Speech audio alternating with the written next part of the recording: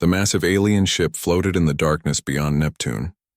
It was bigger than any human city, with sharp edges that gleamed like metal teeth. Inside the ship, strange beings with crystal skin and 4 arms each gathered around a glowing table. They were the leaders of the Zephyrian Empire, and they had come to destroy Earth. Admiral Kexithera stood at the head of the table. She was tall and thin, with skin that looked like broken glass. Her 4 arms moved quickly as she pointed at the images floating above the table. The images showed Earth and all the human ships around it. "Look at these pathetic creatures," she said in a voice like grinding stones. "They think they can fight us with these tiny ships." General Voxmel laughed. The sound was horrible, like metal scraping against metal. "Their biggest ship is smaller than our smallest fighter. This will be the easiest victory in our history." Around the table, other alien commanders nodded and made similar sounds of amusement. They had been planning this attack for months. The humans had refused to surrender their planet, so now they would be crushed. The floating images showed the human fleet. There were only about 200 ships, compared to the 3,000 ships in the Zephyrian Armada. The human vessels looked old and weak next to the sleek alien warships. "What are they calling their battle plan?" asked Commander Zektor, his crystal face reflecting the light from the table. "Something called Plan Shepherd," replied General Voxmall, looking at the intercepted human messages. "It makes no sense at all. They want to scatter their ships across different star systems." Admiral Kexithera's eyes glowed brighter with amusement. "They want to abandon their own planet? These humans are even more cowardly than we thought." The alien commanders had been listening to human radio signals for weeks. They heard messages about evacuation plans and moving civilians to safety.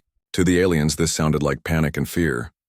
On the screens, they could see the human flagship called the UES Liberty. Its commander was Admiral Jake Morrison, a man the aliens thought looked weak and scared. They had watched him give orders to his captains about spreading out across the solar system.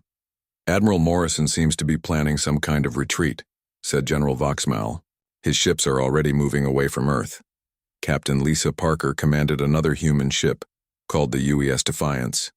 The aliens had heard her sending messages about civilian transport and evacuation routes. She sounded worried and desperate. "In the recordings, the human female is talking about saving their weak ones," laughed Commander Zektor. "They care more about their children and old ones than fighting like warriors."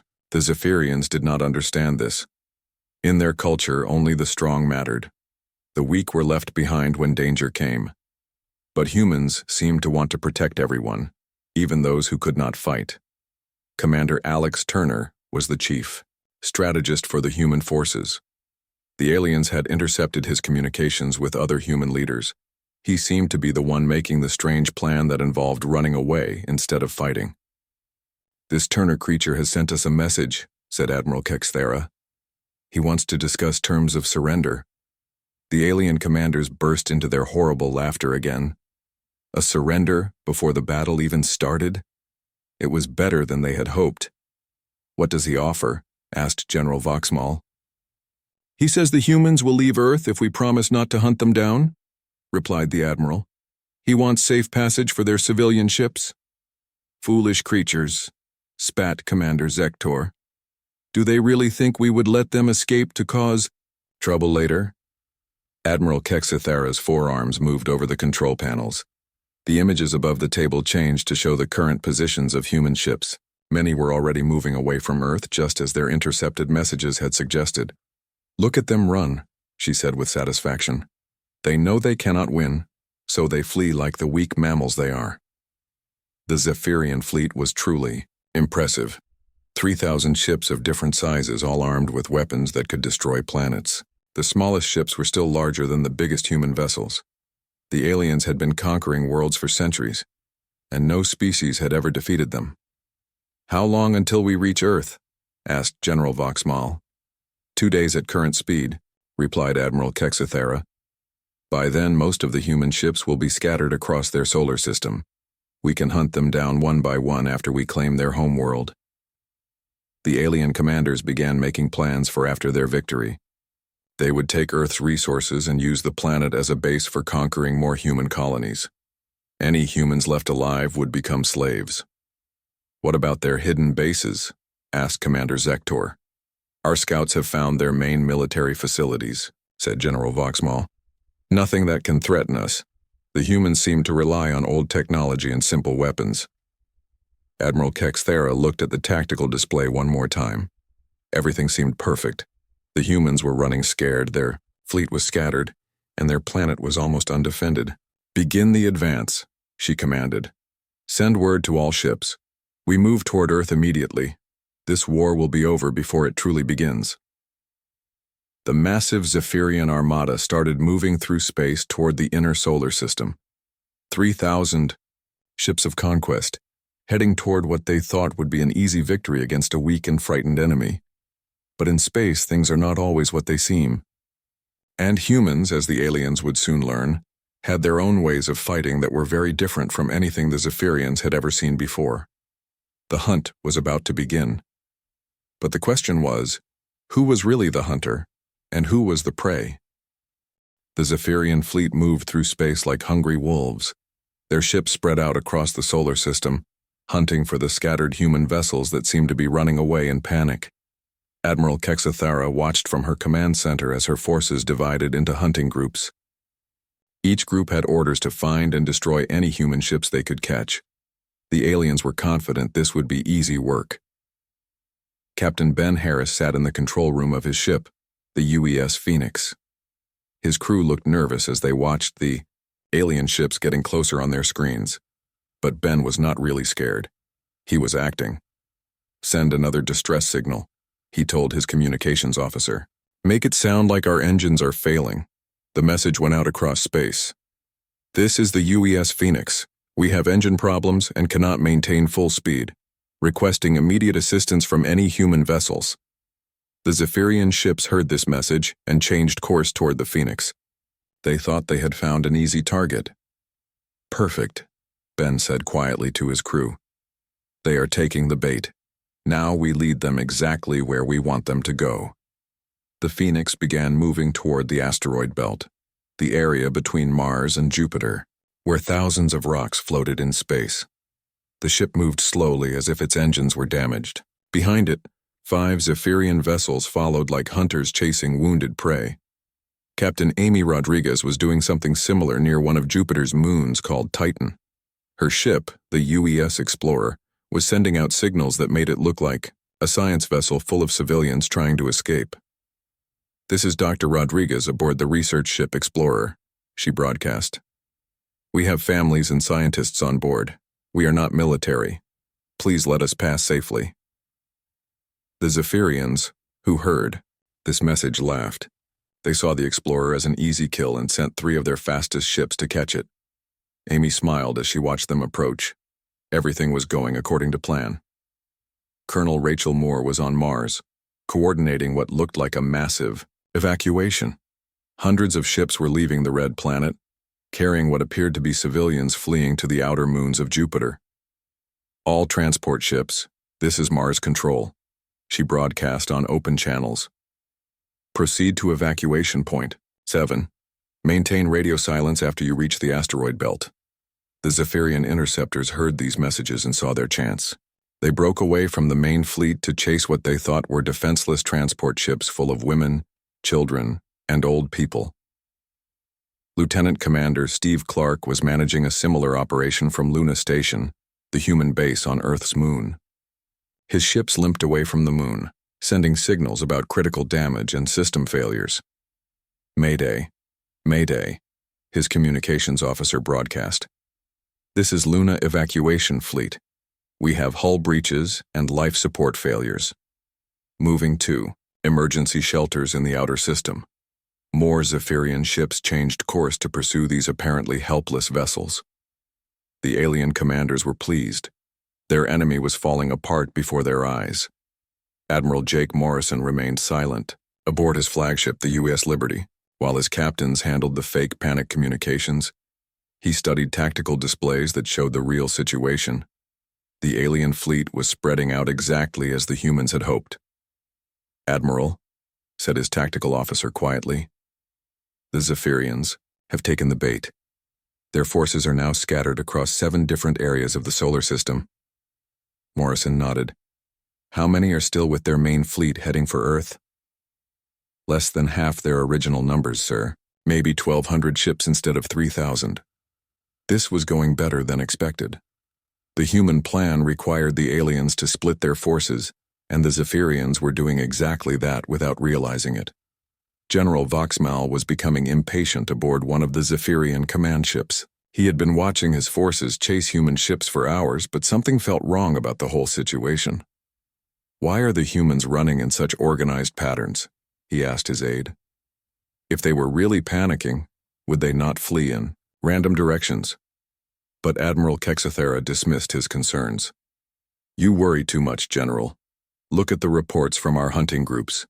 They are finding and destroying human ships across the system. The enemy is clearly broken and scattered. The reports were coming in regularly. Zephyrian squadron leaders claimed successful attacks on human vessels. But if anyone had looked closely at the debris patterns, they might have noticed something strange. The wreckage did not match the design of typical human warships. Dr. Nathan Brooks was aboard what appeared to be a medical transport ship near Saturn. He was broadcasting what sounded like emergency medical codes and requests for hospital ships. This is Chief Medical Officer Brooks, he transmitted. We have critical patients aboard who need immediate treatment, requesting safe passage to medical facilities. The Zephyrian ships pursuing him focused on his apparent weakness and fear. They did not pay attention to the mathematical patterns hidden in his medical transmissions. If they had studied the numbers more carefully, they would have realized they were not medical codes at all. Commander Greg Thompson led a convoy of what looked like supply ships through the outer asteroid belt. His vessels appeared to be loaded with food, water, and other civilian supplies. Supply Convoy 7 to any human forces, he broadcast. We are carrying emergency supplies for the evacuation centers. Our escort ships were destroyed. We are defenseless. 6 Zephyrian vessels immediately changed course to intercept the convoy. They saw easy targets carrying valuable supplies they could capture. They had no idea what these supply ships really contained. Across the solar system, the same pattern, repeated again and again. Human ships appeared to flee in panic, sending desperate messages about damage, casualties, and system failures. And every time, Zephyrian forces broke away from the main fleet to chase them. Admiral Kexathera felt a moment of doubt as she looked at the tactical display. Her massive fleet was now spread across the entire solar system, divided into dozens of small hunting groups. Perhaps we should keep more ships together, she said to General Voxmal. What if this is some kind of trick? The general laughed his horrible metal sound. What trick could these primitive creatures possibly have? Look at their messages. They are scared and running. Their fleet is in complete chaos. But Commander Zektor, who was more careful than the others, noticed something odd about the human communications. The panic messages sound almost too perfect, he said, like they were planned in advance. You give these humans too much credit, replied Admiral Kexathera. They are a young species that has never faced a real war. They do not know how to fight an organized battle. The alien fleet continued its approach to Earth, but now instead of 3,000 ships, there were only about 1,100 still heading for the human homeworld. The rest were scattered across the solar system, chasing what they thought were easy targets. None of the Zephyrian commanders realized they were walking into the most carefully planned trap in human military history. They thought they were the hunters closing in on frightened prey. But in the cold darkness of space, appearances can be very deceiving. And the humans had learned long ago that sometimes the best way to win a fight was to let your enemy think they had already won. The real battle was about to begin. The moment had come. Across the solar system, scattered Zephyrian hunting groups were about to learn the truth about human warfare. Captain Lisa Parker's voice suddenly crackled across every Zephyrian communication channel at the same time. Her signal came not from one ship but from all directions at once, surrounding the alien forces like invisible chains. Admiral Kexathera. Lisa's calm voice echoed through space. You have played exactly as we predicted you would. On the Zephyrian flagship, Admiral Kexathera's crystal skin flickered with confusion and growing alarm. How is one human ship broadcasting to our entire fleet simultaneously? The answer came quickly as space around the scattered alien forces began to change. Ships that had appeared to be running in fear suddenly powered up weapon systems the Zephyrians had never seen before. Captain Ben Harris smiled as his damaged Phoenix revealed its true nature. The ship that had been limping through the asteroid belt suddenly blazed with energy as advanced weapons came online. The 5 Zephyrian ships that had been chasing him found themselves surrounded by hidden human vessels that emerged from behind the large space rocks. "This is Captain Harris of the UES Phoenix," he announced to his pursuers. "You are now surrounded. Your choice, surrender or be destroyed." The Zephyrian squadron leader who had been hunting him stared in shock at his tactical display. Where, moments before there had been 1 damaged human ship, now there were 20 fully armed vessels in perfect attack formation. Near Titan, Captain Amy Rodriguez dropped her act as a helpless scientist. Her research vessel Explorer suddenly activated systems that made the 3 Zephyrian ships pursuing her lose all navigation control. "This is Commander Rodriguez, Human Intelligence Division," she announced as her ship's true military configuration became visible. "Your navigation systems are now under our control." The Zephyrian ships found themselves spinning helplessly as their instruments showed impossible readings.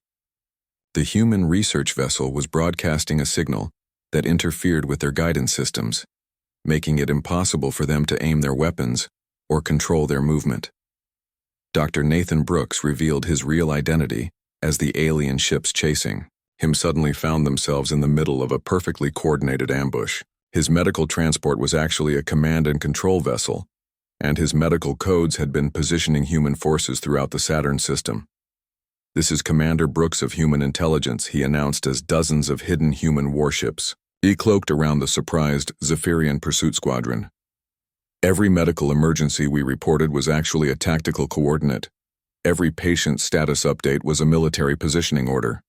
The Zephyrians realized with growing horror that they had been listening to military communications disguised as civilian medical chatter for hours. Commander Greg Thompson's supply convoy suddenly opened like deadly flowers blooming in space. The cargo containers that had appeared to hold food and medical supplies split apart to reveal mobile weapon platforms, unlike anything the aliens had ever encountered. "Surprise," Greg announced as his defenseless supply ships transformed into a coordinated battle group. "We do not carry food and medicine. We carry something much more dangerous for you." Each fake supply ship deployed multiple weapon platforms that immediately began targeting the 6 Zephyrian vessels that had been expecting an easy victory against helpless cargo haulers. Colonel Rachel Moore's voice joined the chorus from Mars as the true scope of the human deception became clear. "Every evacuation ship you followed was a military vessel. Every civilian transport was actually carrying our most advanced warriors. Every retreat was a carefully planned movement to surround your forces." The scattered Zephyrian hunting groups found themselves in the same impossible situation everywhere across the solar system. They had been chasing what they thought were fleeing civilians, but instead they had been led into perfectly prepared ambush zones.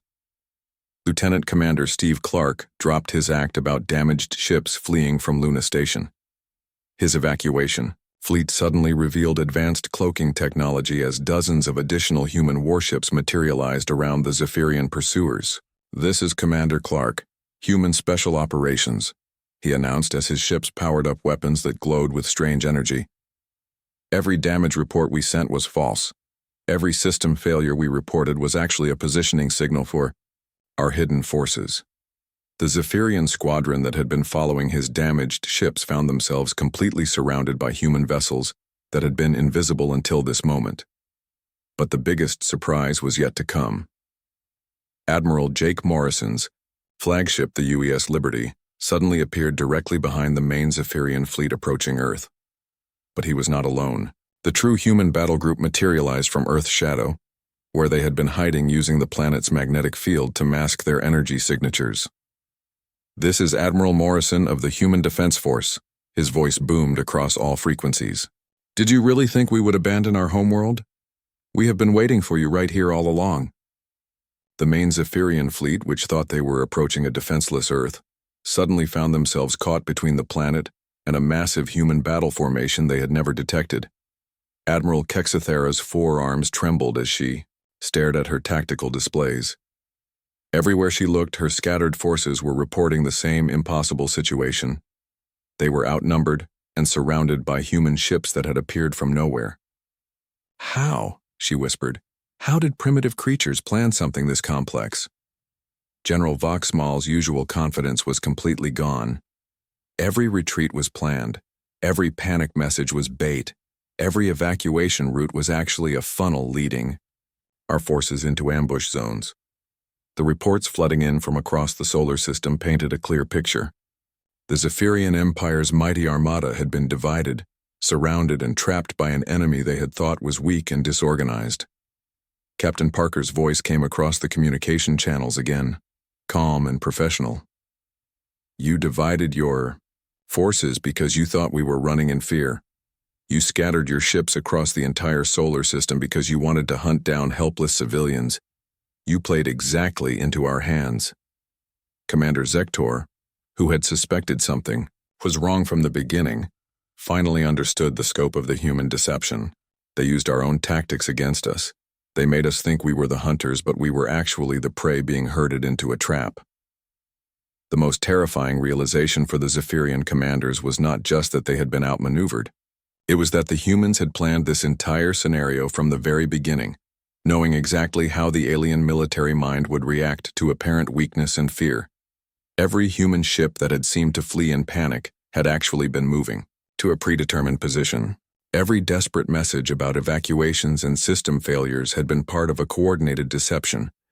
Every retreat had been designed to pull Zephyrian forces away from each other and into isolated ambush zones. Admiral Morrison's final message to the scattered alien fleet was simple and direct. "You underestimated us because we think differently than you do. Human strategy is not about having the biggest fleet or the most powerful weapons. Human strategy is about making the enemy defeat themselves." The trap was complete. The mighty Zephyrian Armada found itself divided, surrounded, and completely outmaneuvered by an enemy they had dismissed as primitive and weak. But the humans were not finished yet. The final phase of their plan was about to begin, and it would be more shocking than anything the aliens could imagine. The trapped Zephyrian forces found themselves in an impossible situation, surrounded and outnumbered in every sector of the solar system. But the humans were not planning to destroy them. They had something far more clever in mind. "Commander Alex." Turner's voice echoed across all communication channels as he revealed himself as the mastermind behind the entire operation. "Zephyrian Fleet, prepare for the final phase of Plan Shepard. You are about to learn why we chose that name." Lieutenant Commander Steve Clark activated something called Protocol Shepard from his position near Luna. Immediately, every human ship in the solar system began broadcasting a synchronized signal that created strange ripples in space itself. "What are they doing?" Admiral Kexathera demanded, watching her instruments show readings that made no sense. The answer came as the Zephyrian ships began to experience something they had never encountered before. Their faster-than-light travel systems, the technology that allowed them to jump between star systems, started activating on their own. General Voxmal stared at his control panels in horror. "Our FTL drives are powering up without our commands. How is this possible?" Captain Lisa Parker's voice provided the explanation as space around the alien vessels began to twist and bend. "We have been studying your technology for years. Since we captured your first scout ships, we have been learning how your faster-than-light systems work." The truth was stunning. Humanity had not just been preparing for this battle. They had been reverse engineering Zephyrian technology, learning to understand and control the very systems that made the alien empire possible. Commander Amy Rodriguez added her voice to the explanation as her ship continued broadcasting the control signal. "We discovered that your FTL drives all use the same basic frequency patterns. Once we learned those patterns, we could make your ships jump to any location we choose." The synchronized human signal was doing something incredible. It was taking control of the Zephyrian FTL systems and forcing them to activate, but not to destinations the aliens could control. Admiral Morrison's voice came from near Earth as the main alien fleet found themselves caught in the same situation. "You thought your superior technology made you invincible. But technology can be turned against those who rely on it too much. The first Zephyrian ships began to vanish, not destroyed by weapons, but transported away by their own FTL drives that were no longer under their control. Squadron leader Yexnara watched in terror as her ships near Jupiter started disappearing one by one. "Where are we going?" she transmitted desperately. Captain Ben Harris answered from his position in the asteroid belt. "Different places. Some of your ships are being sent to empty sectors of space thousands of light years away. Others are being scattered to the far edges of the galaxy." The scope of the human plan became clear. This was not about destroying the Zephyrian fleet. It was about dispersing them so widely across space that they could never regroup or threaten anyone again. Dr. Nathan Brooks, whose real expertise was in spacetime mathematics rather than medicine, explained how they had made it work. "We calculated the exact frequencies needed to override your navigation systems. Every fake medical code I broadcast was actually a part of the mathematical sequence needed to control your FTL drives." The alien ships found themselves jumping to random coordinates across the galaxy. Some appeared in empty space between star systems, so far from anywhere that it would take years to reach the nearest planet. Others found themselves in distant galaxy sectors they had never explored. Commander Greg Thompson watched with satisfaction as the Zephyrian ships that had been chasing his supply convoy vanished into artificially created wormholes. Your empire conquered planets by using superior numbers and coordination, but numbers mean nothing when your forces are scattered across thousands of light years. General Voxmal's last transmission before his command ship disappeared was filled with rage and disbelief. "Impossible! How could such a primitive species develop technology we do not understand?"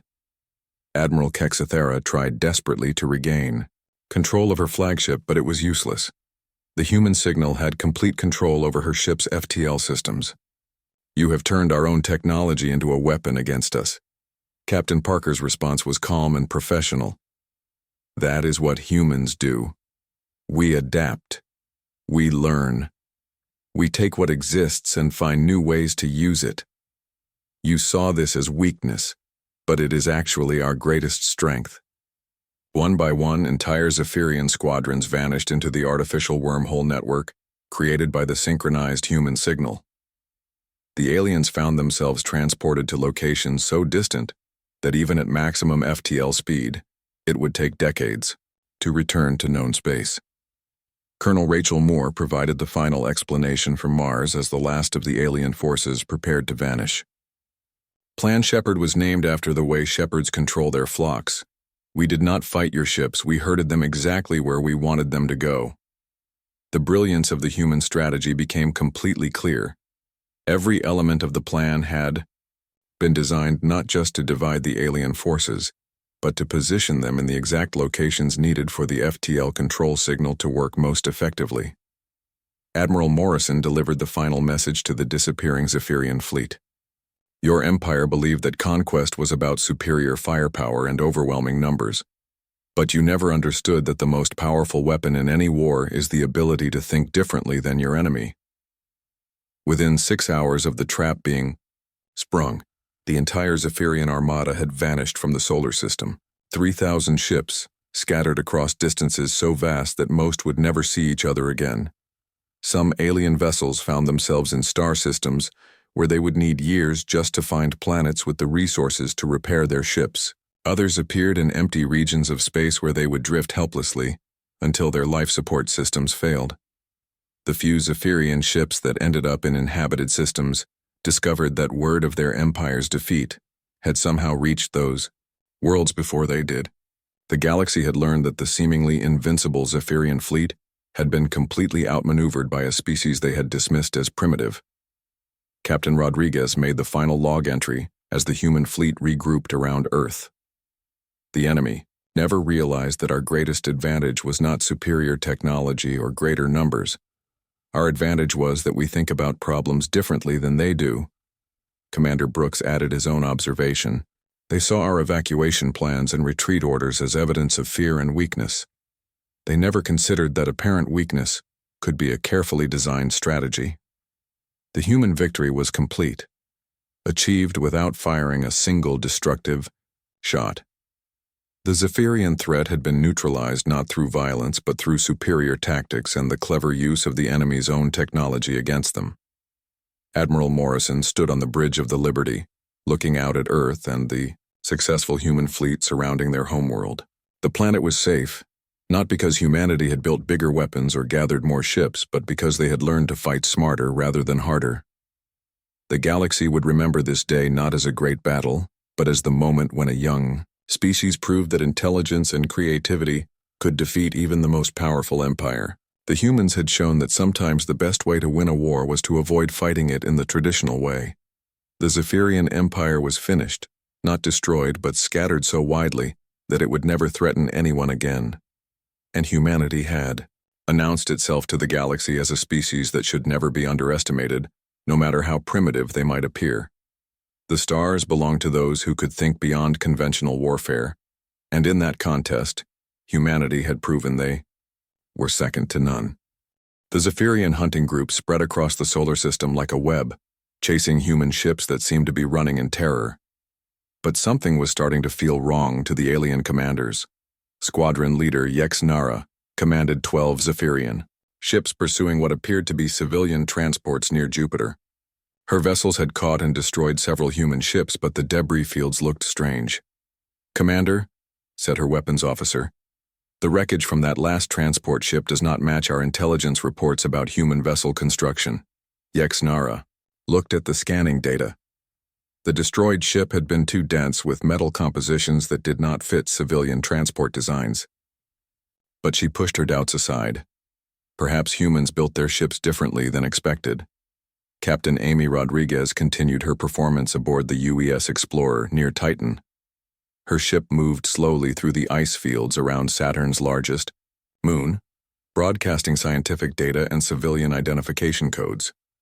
"This is Research Vessel Explorer," she transmitted. "We are studying the ice formations on Titan. We have no military weapons aboard. Please do not fire on civilian scientists." The 3 Zephyrian ships following her focused on her words about being defenseless civilians. They did not notice the unusual energy readings hidden in her ship's normal scanning beams. The patterns looked like scientific instruments, but they were actually something much more dangerous. Dr. Nathan Brooks, who was not really a doctor at all, kept broadcasting his medical emergency codes from his transport ship near Saturn. The mathematical sequences in his transmissions continued to flow across space, hidden inside requests for medical supplies and hospital locations. "Medical transport Brooks to any human medical facilities," he sent out. "We have patients in critical condition. Sending updated medical data now." The Zephyrian ships pursuing him heard only the fear in his voice and the urgency about sick people. They did not realize that his medical data was actually complex mathematical instructions being sent to other human ships throughout the solar system. Commander Greg Thompson's supply convoy moved through the outer asteroid belt, staying just ahead of the 6 alien ships chasing them.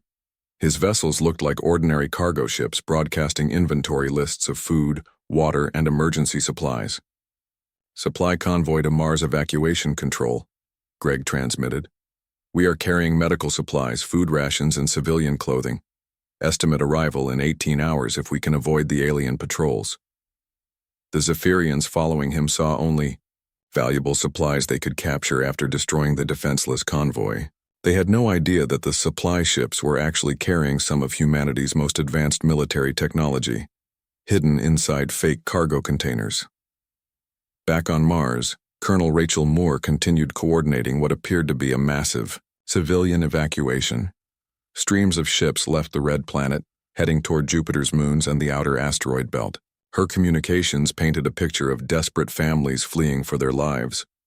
"All civilian transports, maintain current heading," she broadcast. "Evacuation points are prepared to receive you. Priority goes to ships carrying children and elderly passengers." The Zephyrian forces intercepting these ships saw exactly what they expected: a panicked evacuation of weak civilians. They had no way of knowing that every evacuation ship was actually a carefully disguised military vessel, moving to predetermined positions throughout the solar system. Admiral Kexathara stood in her command center, watching the tactical display that showed her scattered forces across the solar system, Reports kept coming in from her hunting groups about successful attacks on human ships, but something nagged at her mind. "General Voxmall," she said, "why are the humans evacuating in such organized patterns? If they were really in panic, would they not flee randomly in all directions?" The general looked at the display and shrugged his four shoulders. Perhaps they had evacuation plans prepared in advance. Many species create such plans even though they never expect to use them. But Commander Zektor was studying the reports more carefully. "Admiral, I am seeing inconsistencies in the debris analysis from our successful attacks. The destroyed ships do not match the designs we expected to find." "What do you mean?" asked Admiral Kexthera. "The wreckage shows internal structures that are too advanced for civilian transports but too weak for military vessels. It is as if the humans are flying ships designed to be destroyed easily." This observation sent a chill through the command center, but before they could discuss it further, new reports came in from their forces near Earth. Lieutenant Commander Steve Clark's evacuation fleet from Luna Station continued its apparent retreat toward the outer system. His ships broadcast continuous damage reports and system failures, but they maintained perfect formation despite their supposed problems. "Luna evacuation fleet to any surviving human forces," Steve transmitted. "We have lost contact with Earth Command. Multiple hull breaches on ships 7 and 12. Life support failing on Transport 14. The Zephyrian squadron following his fleet heard only desperation and system failures. They did not notice that ships with failing life support continued to maintain precise course corrections and perfect spacing with the rest of the fleet. Captain Ben Harris led his damaged Phoenix deeper into the asteroid belt, with 5 Zephyrian ships close behind him. His ship moved between the large space rocks, using them for cover while continuing to broadcast engine problems. "Phoenix to any human vessels," he transmitted. "Our main engines are offline. We are running on emergency power only. Cannot outrun the alien pursuit ships much longer."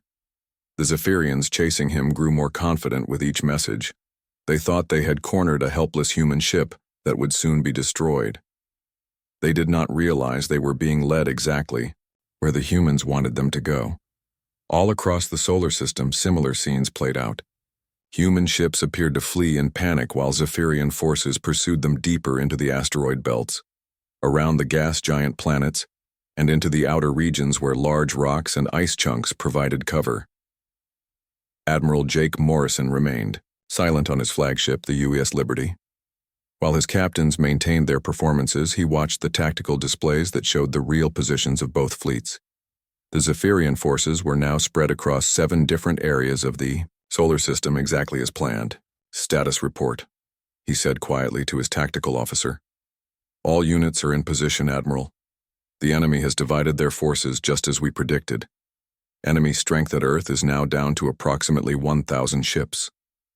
And our scattered units? All performing as expected, sir. The aliens are following our ships deeper into the prepared zones." Morrison nodded with satisfaction. Phase 2 of the plan was working perfectly, but the most dangerous part was still to come. On the Zephyrian flagship, Admiral Kexithara made a decision that would soon prove to be a terrible mistake. "I grow tired of this hunt," she announced. "Order the main fleet to increase speed toward Earth. We will claim the human homeworld while our hunting groups finish destroying their scattered ships." General Voxmall agreed enthusiastically. "Yes, Admiral, let us end this quickly.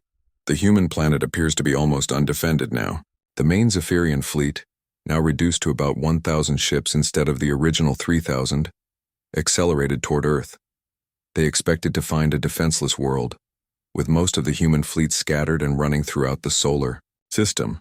But appearances, as the aliens were about to learn, could be very deceiving. The humans had been planning this moment for a long time, and every scattered ship, every panicked message, and every desperate evacuation had been carefully designed to bring the aliens exactly where humanity wanted them. The trap was almost complete. Soon the hunters would discover they had become the hunted.